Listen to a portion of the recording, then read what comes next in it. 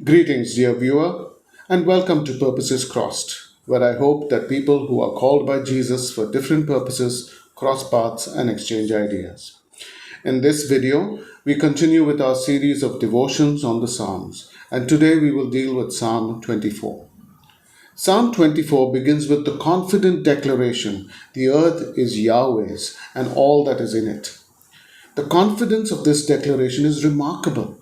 Everything on this earth belongs to Yahweh because He created it and established it. Because He is the one who made it and gave it purpose, it is Yahweh's alone. But in the middle of this world, Yahweh has placed His sanctuary as the place where the two realities of His creation, heaven and earth, exist together.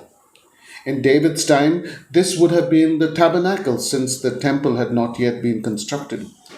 But if the tabernacle was the place where heaven and earth coexisted, what was its purpose? The tabernacle was Yahweh's home on earth and the means by which He lived among His people. So anyone who went to the tabernacle did so with the explicit purpose of encountering Yahweh. But Yahweh, unlike the false gods, is utterly holy. Hence the question, who shall ascend the hill of Yahweh? In other words, what kind of a person would qualify for an audience with Yahweh?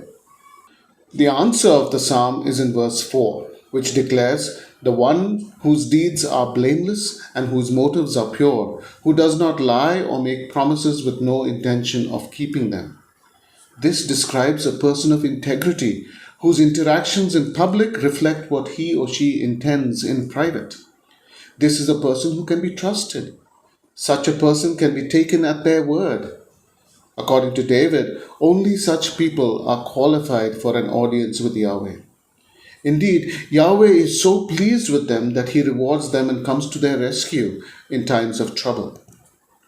But when such a person prays, something astounding happens. The psalm suddenly switches to addressing the doors of the tabernacle, asking them to lift their heads. This is a strange image. Why would the heads of the tabernacle doors need to lift themselves up? Obviously, because they had bent their heads low. When a person such as described in the psalm prays, the tabernacle, representing all of creation, heaven and earth united, bends itself to join the human in worship of Yahweh. The tabernacle recognizes genuine worship when it recognizes a true human praying.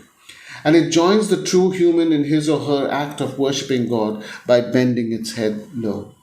But now it senses an answer to the prayer. All worship and all prayer is designed to draw us into the presence of Yahweh.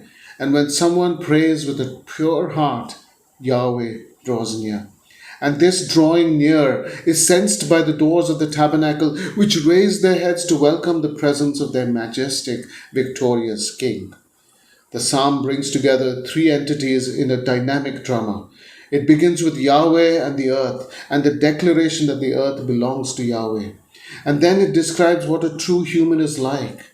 And when that true human prays, creation recognizes that it is represented by its legitimate steward, and creation then joins in worship with the true human.